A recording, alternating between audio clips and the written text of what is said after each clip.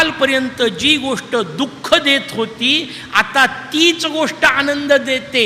वाढलं काय? त्याच्यात काहीच बदल नाही झाला, बदल माझ्यात झाला आणि मी विकसित झालो. माझा वर्ग एवढं जे माझं मर्यादित क्षेत्र होतं ते आता माझं महाविद्यालय झालं.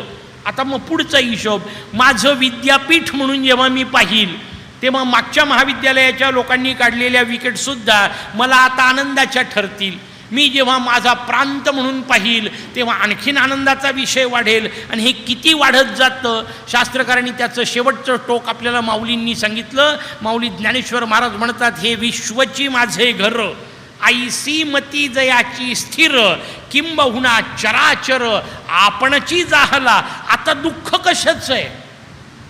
साधा हिशोब आहे, लक्षात घ्या. व्यवहारातलं सूत्र आपल्याला समजून घ्यायचं आहे.